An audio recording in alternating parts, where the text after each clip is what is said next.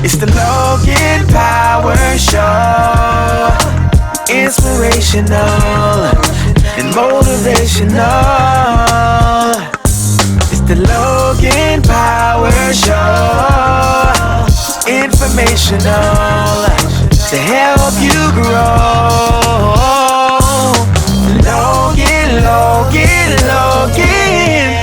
Logan Power Show. And now the host, Calvin Logan. Hey everybody, welcome to a special episode here at the Logan Power Show.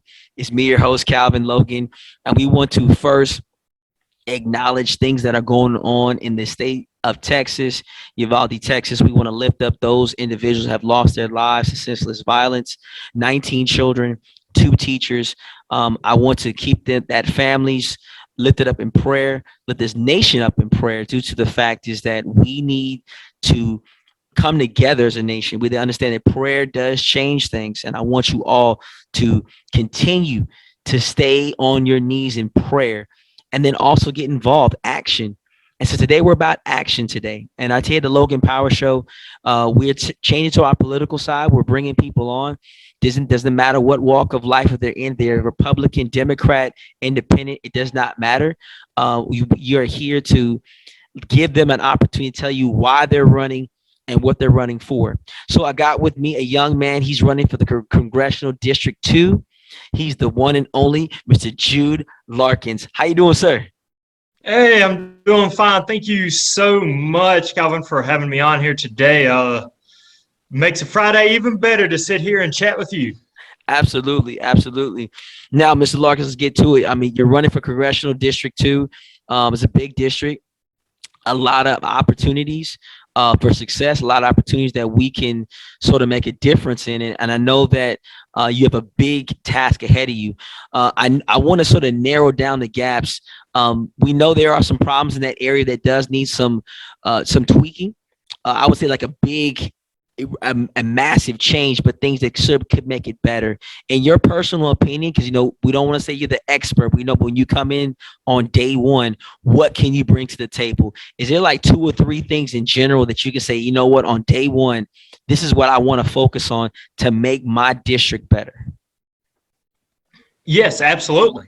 And the same 2 or 3 reasons is why I got in this race. As you drive around your neighborhoods, communities, and you're seeing people hurting, but then you see the person up in Congress is focused on things thousands of miles away, which is important. Like, that is important. But it's also important to remember the folks who put you there, the people who you are called to serve, because that's what you're supposed to be doing. So the 2 to 3 things that I've been telling folks is, I'm from rural Greenwood County. So I'm not going to forget about our rural areas. You wouldn't believe it, how many rural areas don't even have cell phone towers. I've had people tell me, stick it in your GPS before you get here, because if you try to find my house later, you won't find it because you're not going to have cell phone signal. How do you operate nowadays without a cell tower?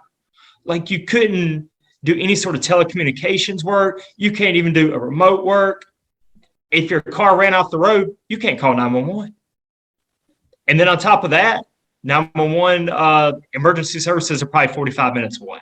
And that's what we got to change. I mean, the issues, because this district varies a lot. You have Columbia and Lexington, an urban area. You have Aiken that has resources, North Augusta, like resources.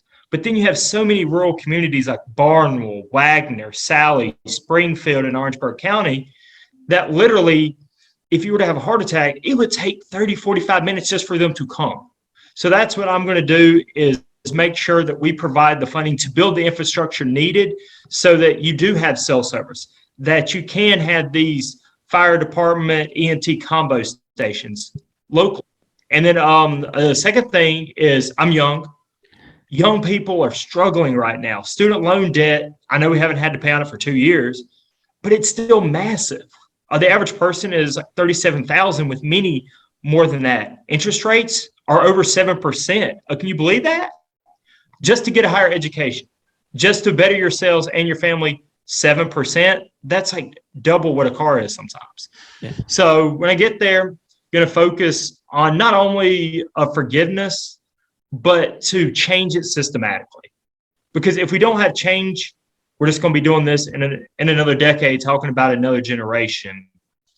And then the third thing is we got to make our community safer. As we saw this past week, I mean, folks want action now. They don't just want empty words or try to run out the clock to get through a holiday weekend. We have to do something to where, or we're not afraid to send our kids to elementary school, or we're not afraid to go to a grocery store solely based on the color of our skin. Like that's where we are right now in 2022 in America, but is that where we want to be in 2032? And there's a lot of cultural changes that are going to take years, if not decades, to fully do. But there's a lot of things we can do immediately that would decrease the likelihood of these individuals with bad intentions having access to these firearms. Absolutely. And like, for those who don't know what I mean by Barnwell, Bamberg, Denmark, these kind of areas that you go through, you're talking about very rural areas, means the internet speed is not as the greatest, depending if you had to build something to come. And mostly it's either the college campuses that really have the best quality internet service. But let's be honest, a local person doesn't have the capabilities. So cell phone service is pretty much like it's not even a ping. It could be like a hopping, jumping more than how Mario Brothers is, or how Sonic the Hedgehog from one area to the other. So definitely, we do talk about, if you do call 911 in certain places, it does take a while for hospitals to come. Loan forgiveness, we know that in colleges is over $1 trillion over of debt. But if you did forgive those type of debts, those people would have that particular burdens off their back and be able to be more of an impact to society. We're not talking about those individuals who go to college and waste people's time, but I mean those who have put in the effort, went to school, did their time, and they're looking to be an impact, not just for themselves, but for their families and for the nation. So I think you're spot on there. When you think about rule, you talked about, hey, I want to change telecommunications. I want to change so many things in place. I know that with House Representative Clyburn had a docket in place by broadband access being into the rural places. Prior to that, with former President Obama had some things in place, and some of that stuff got thrown to the wayside. Like, people didn't just forgot about it. They focus more on satellite and not understanding the thing about fiber optics, high speed internet, T3, getting those things in place. Is there a certain strategic plan that you would say who you would partner up with? Because a lot of times what we are seeing is that there's a certain group that's monopolized the market, and the market is not sort of, as you would say, giving a customer an option. Either this is it, this is the person that supplies all your needs. Either you're paying the piper or you're just going to live without. So is there a particular person you would partner with, a game plan that you have in place to sort of make that happen for yourself? Yeah, absolutely. And it's probably going to be a little bit out of left field for you, but I live in Columbia. I'm a partner with the State House down the road, because most of the funds that I can send from DC down, they're going to be, allocated at the state level. There's some stuff we can do, but a lot of stuff runs through the State House. And at that point, if we're not on the same page, then a lot of the funds are going to go to areas that already have access, so they just get better access. But yet you still got the communities that need it the most. I mean, these individuals likely don't have a way of letting their voice be heard, because, for one, they don't have high-speed internet, or they're working off of satellite internet, which is as bad as it sounds, and it's expensive. Is you got to have buy-in across all levels. Because like you said, only having a provider, and if it's $100 a month, like, I've talked to many people who pay $180 for satellite internet, and if it's cloudy, you can't stream anything, which means you can't do a remote work. We couldn't do this if it was cloudy and over satellite internet. And $180 a month, I pay $50 a month here in Columbia, and I had a couple of options. So you have to make sure that things are built out. And in the rural areas, houses aren't that close together. I mean, you're talking, you could be half a mile apart. The stuff is expensive to run. It takes time. So we have to make sure the funds go to that with a plan to connect these areas. I mean, I grew up in up in Greenwood, and we lived about half a mile off the main road, and the water company didn't even want to bring a water line to us. And it was just a half mile in front, and it had to go through a pasture. And they're like, "Oh no, you can pay to go through the pasture." It's like, who can pay for you to bring your utility to me? So we were on a well for the longest time until we kind of wore them down. But I mean, it took years, and these people can't wait years. Like you mentioned, Barnwell, Bamberg, Allendale, they're actually losing young people. I mean, they are losing. Populations are shrinking, and a lot of it is because they don't have these opportunities. You could just imagine the children trying to do virtual school. I know you're a teacher, so you probably experience this even in a more urban setting. There's still, areas that don't have the access that they need.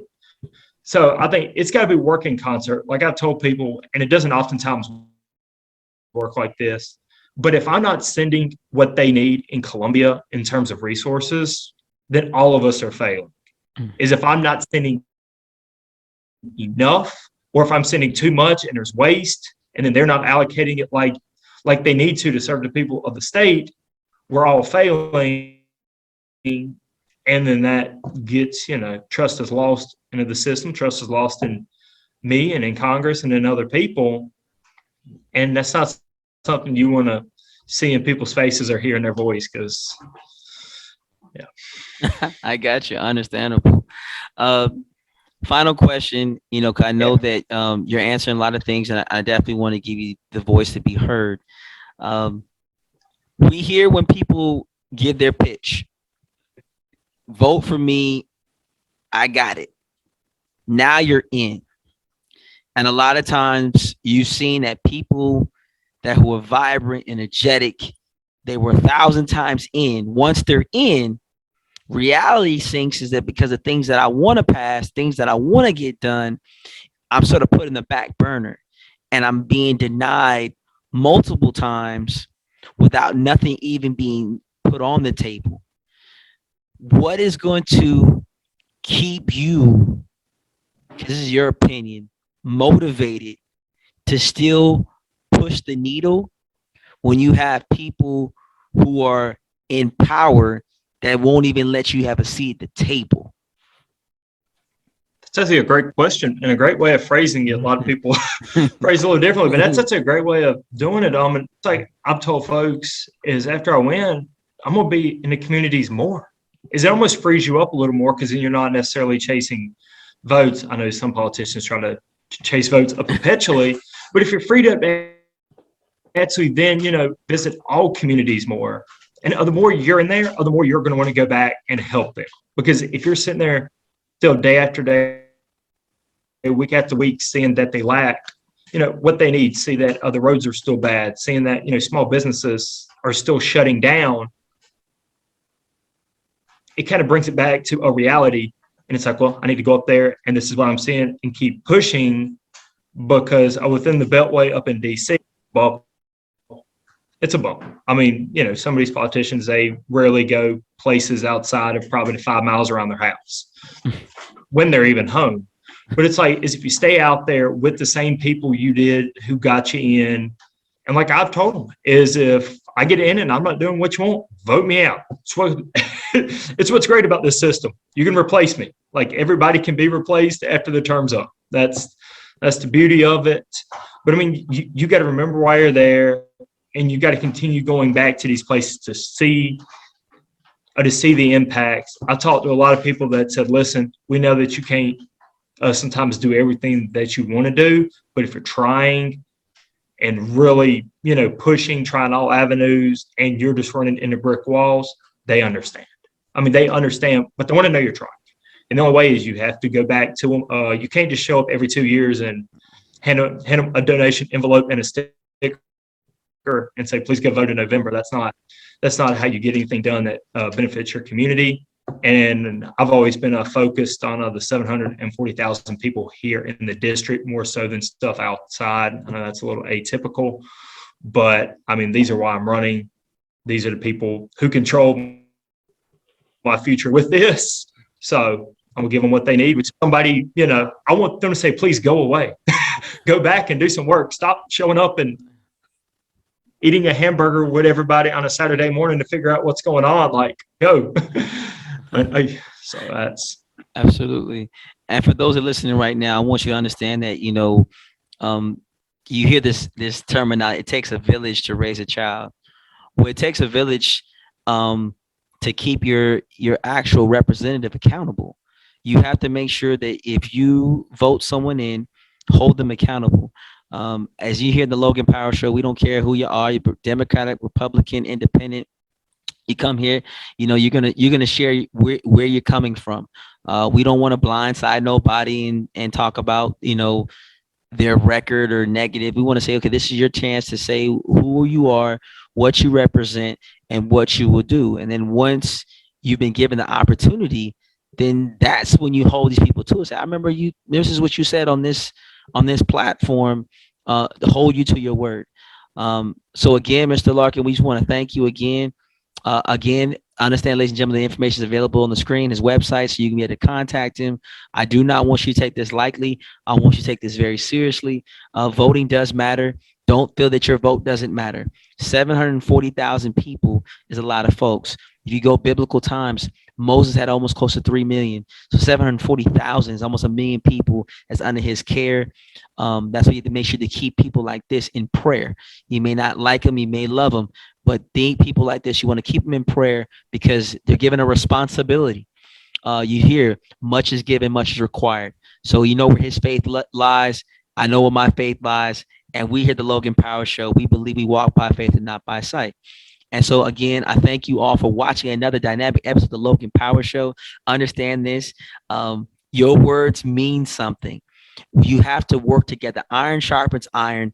Vote today and we'll make a difference. And we will see you soon, the next episode of the Logan Power Show, nationwide, worldwide. It's the Logan Power Show. Inspirational and motivational. It's the Logan Power Show. Informational to help you grow.